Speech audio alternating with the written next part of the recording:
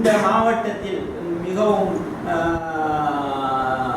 தத்ரூபமாக நாங்கள் சில திணைக்கள தலைவர்கள் ஊடாக செய்து வருகின்றோம். இது ஏனைய மாவட்டங்களை விட ஏனைய மாகாணங்களை விட வவுனியா மாவட்டத்தில் மிகவும் பிரபலியமாக இருக்கின்றது. ஆனால்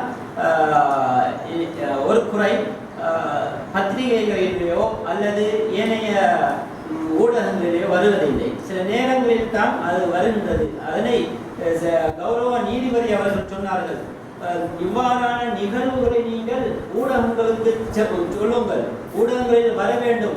இப்படியான ஒரு திணைக்களம் இந்த மனிதர்களுக்கு இப்படி சேவை ஆற்றி கொண்டிருக்கின்றது என்பதை நீங்கள் வெளிக்காட்ட வேண்டும் என்று சொன்னதற்கு நாங்கள் கமநல மற்றும் அபிவிருத்தி திணைக்கள உதவி ஆணையாளர் அவர்களோடு கதைத்த பொழுது உடனே அதற்குரிய அனைத்து ஏற்பாடுகளையும் அவர்கள் செய்து தந்தார்கள். அதற்கு எங்களுடைய சமுதாய சார் சீர்திருத்த திணைக்களத்தினுடைய ஆணையாளர் மற்றும் சமுதாய சீர்திருத்த மாவட்ட உத்தியோகத்தர் என்ற ரீதியிலும் இதற்கு அப்பா கௌரவ நீதிபதி ரெனின்குமார் சார் அவர்கள் ஊடாக நாங்கள் இந்த திணைக்களத்திற்கும் மாவட்ட சமூக சேவைகள் திணைக்களத்திற்கும் அதே மாதிரி இன்றைய நிகழ்வுக்கு வருகை தந்து எங்களுக்கு பல்வேறு உபதேசங்களை திணைக்களங்களாக இருந்தாலும் சரி, அல்லது அரச சார்பற்ற திணைக்களங்களாக இருந்தாலும் சரி, அல்லது சமய பொது ஸ்தாபனங்களாக இருந்தாலும் சரி, அல்லது பொது நிறுவனங்களாக இருந்தாலும் எங்களுடைய சமுதாய சீர்திருத்த திணைக்களத்தோடு நீங்கள் தொடர்பு